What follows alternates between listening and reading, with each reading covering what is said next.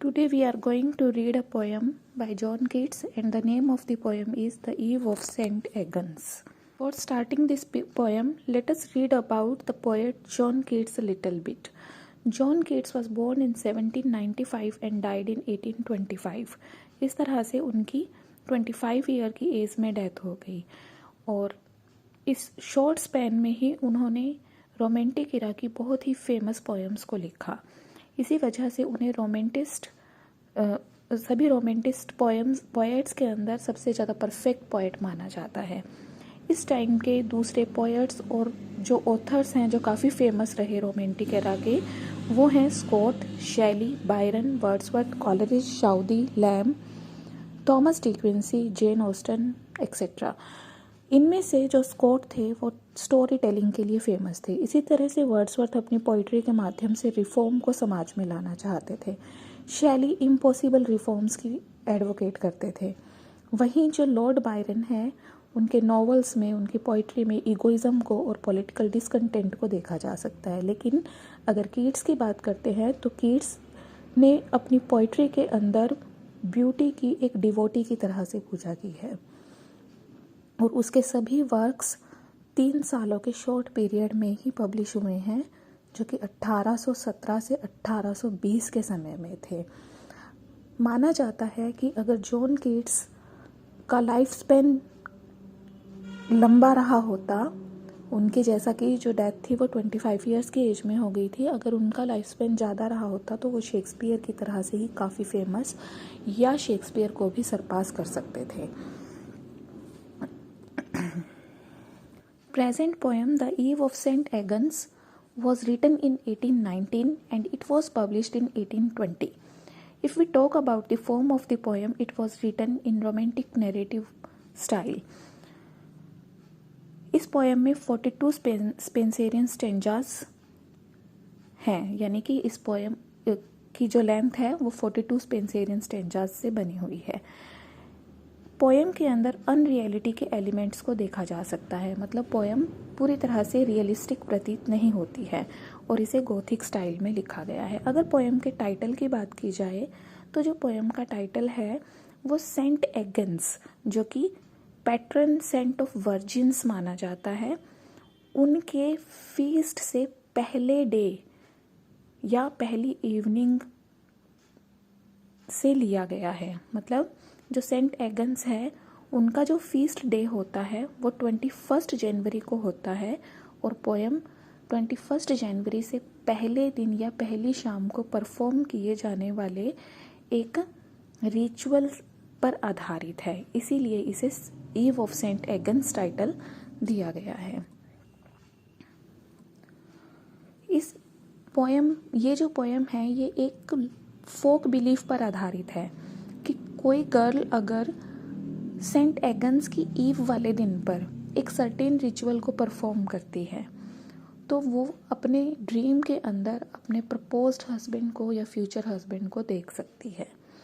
तो इसी अवधारणा पर ये पोएम बेस्ड है। Now let's move to the summary of the poem. इस पोएम में 4 कैरेक्टर्स को समझने से हम समरी को समझ सकते हैं। फर्स्ट कैरेक्टर एक एल्डरली बीट्समैन। बीट्समैन यानी कि भिखारी, एक बुजुर्ग भिखारी है जो कि बिटरली चिल नाइट पर मैडलिन के एंसेस्ट्रल होम के चैपल में या चर्च में प्रेयर्स बोल रहा है और इस समय पर मैडलिन के हाउस में एक लाउड पार्टी चल रही है। अब फर्स्ट कैरेक्टर हो गया एल्डरली बीट्समैन या एल्डरली बेगर और सेकेंड कैरेक्टर है Madeline and Madeline is the heroine of the poem. Madeline pines for the love of Porphyro sworn enemy to her किन।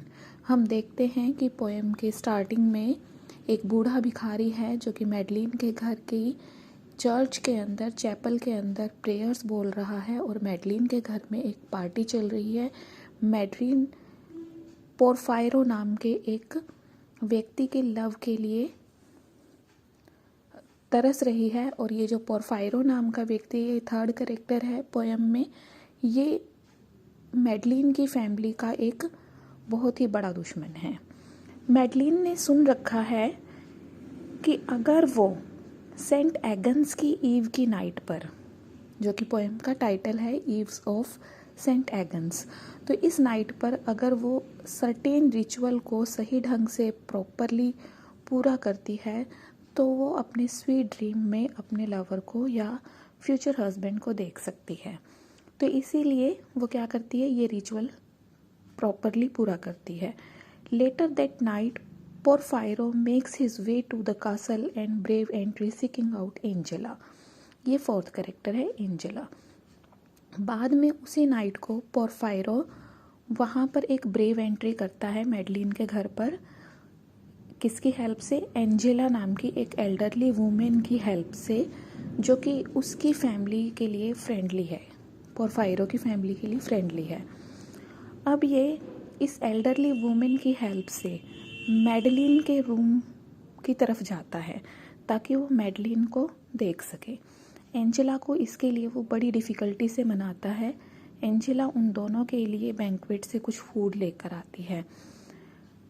अब ये जो पोरफायरो है ये मैडलिन के क्लोजेट के अंदर, मैडलिन के रूम में एक क्लोजेट के अंदर छिपा हुआ है और वहाँ से मैडलिन को देखता है जो जबकि वो रात को सोने के लिए रेडी हो रही है।